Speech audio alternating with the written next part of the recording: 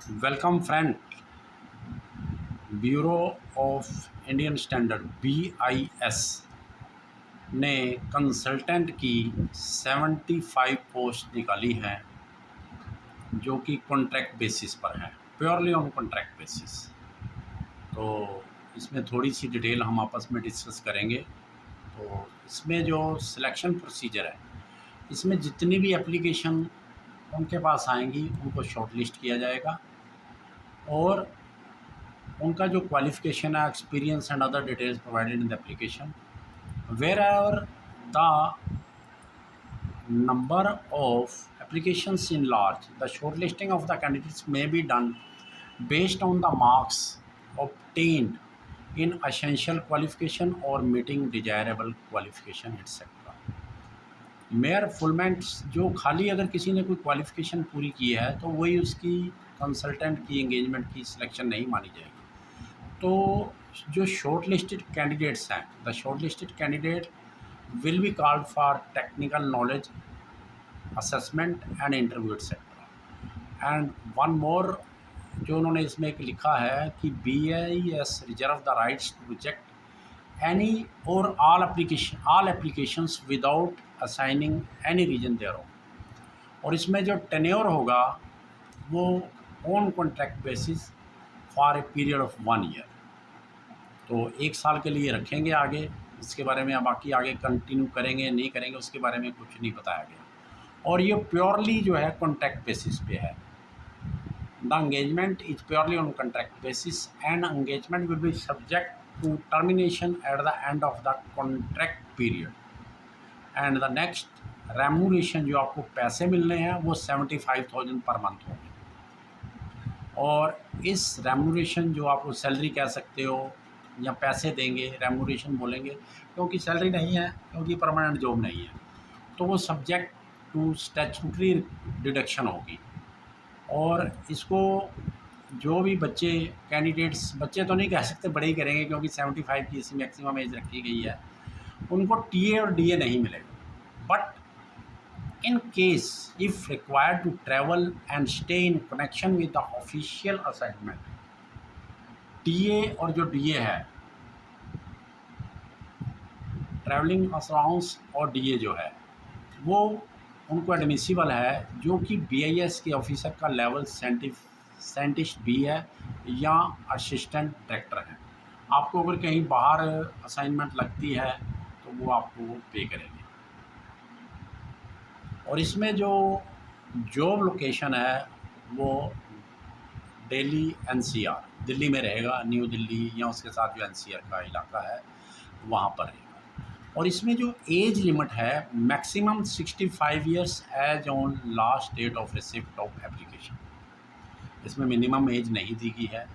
जो कैंडिडेट 75,000 रुपये पे करना चाहते हैं 1 साल के लिए, कोई और जॉब नहीं है तो वो कर सकते हैं, क्योंकि इसमें उन्होंने क्वालिफ़िकेशन और डिजायर्ड क्वालिफ़िकेशन भी दी और एक्सपीरियंस भी 2 से 5 साल तक मांगा, वो मैं आपको आगे दिखाऊंगा।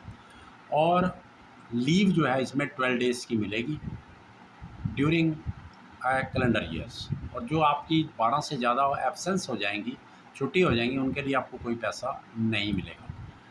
No remuneration for the period of absence in excess of admissible leave will be paid, ये आपको नहीं पे किया जाएगा। उसके बाद उन्होंने जो बताया है वर्किंग आवर्स, सुबह 9 बजे से लेकर 5:30 बजे तक आपकी रहेगी। और इन केस कोई ऐसा काम वहाँ पर आ जाता है ऑफिस में तो आपको लेट सिटिंग भी करनी पड़ सकती है, उन्होंने क्लियर कर दिया है। और attendance would be made through biometric attendance system, तो आपको ये ध्यान रखना है। और उसके साथ उन्होंने एक और कह दिया है, no other assignment, the engagement is on full time basis and consultant shall not take any other assignment during the period of assignment in BIS। तो आप केयरफुल रहिए। और इसमें ट्रैवल, मेडिकल क्लियरेंस, सर्विस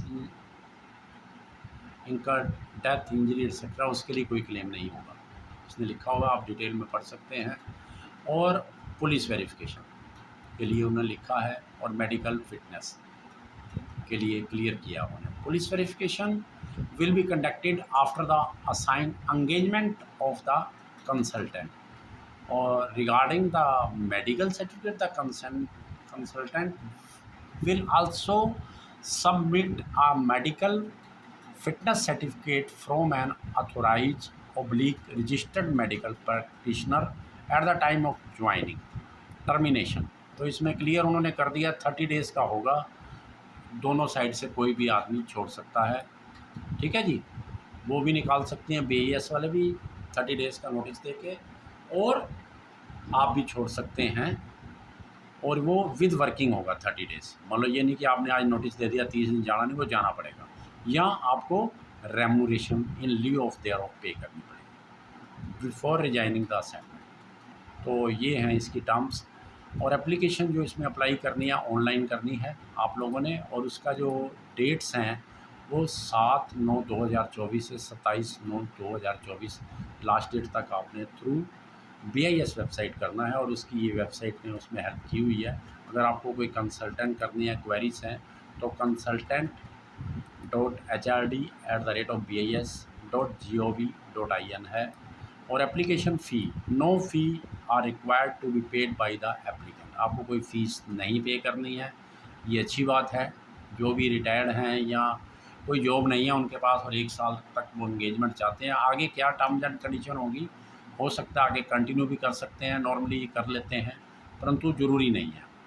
और ये एनेक्सर 1 है, इसमें आपको एजुकेशनल क्वालिफिकेशन असेंशियल और डिजायरेबल है, और मिनिमम एक्सपीरियंस रिक्वायर्ड उसने लिखा हुआ है। ये 2 to 5 ईयर्स है, क्योंकि 75 पोस्ट हैं, और उसमें जो सेक्टर इन्होंने लिए हैं 17 लिए हैं। वो मैं आपको सेक्टर दिखा देता हूँ। आयुष, सिविल इंजीनियरिंग, तो केमिकल जो इस फील्ड से हैं ये लोग जा सकते हैं, food and agriculture, electrotechnical, and then electronics and information technology, mechanical engineering में आप जा सकते हैं अगर हैं, medical equipment and hospital planning में आपके अगर आप उस लाइन से हैं तो जा सकते हैं, मैनेजमेंट एंड सिस्टम में आप जा सकते हैं, और उसमें मेटलर्जिकल इंजीनियरिंग में अगर से आप रिलेटेड हैं तब भी आप इसमें अप्लाई कर सकते हैं, और petroleum, coal and related product इसमें भी आप कर सकते हैं, और प्रोडक्शन एंड जनरल इंजीनियरिंग से अगर आप हैं, क्वालिफाइड हैं, BTech एक्सेट्रा, इनकी क्वालिफिकेशन ये MTech भी मांगी है, कई जगह PhD भी मांगी है। तो ये आप डिटेल में आप दे सकते हैं, मैं ज़्यादा इसमें नहीं जाऊँगा क्योंकि टाइम ज़्यादा लग जाएगा। सर्विस सेक्टर से हैं आप, अगर नॉर्मल ग्रेजुएट या पोस्ट ग्रेजुएट हैं, इकोनॉमिक्स में हैं, फाइनेंस से हैं, या और मास कम्युनिकेशन से हैं, उसमें अप्लाई कर सकते हैं। टेक्सटाइल का है, इससे अगर आप रिलेटेड हैं, ट्रांसपोर्ट इंजीनियरिंग से हैं आप, 17 हैं टोटल, इसमें 17 वाटर रिसोर्सेज हैं, इन्वायरमेंट एंड इकोलॉजी से हैं। तो आइए, ये एक अच्छी अपॉर्चुनिटी दे रहा है BIS, बहुत अच्छी इंस्टीट्यूट है और बहुत ही इंजॉयबल जॉब है। तो इसको अप्लाई करके आप 1 साल के लिए एंगेज हो सकते हैं। जो उनके पास कोई जॉब नहीं है, जहाँ जो रिटायर हो चुके हैं और कुछ करना चाहते हैं और देश में आगे इसमें हाथ बटाना चाहते हैं, तो उनके लिए वेलकम है। तो thank you for watching my video. Thank you.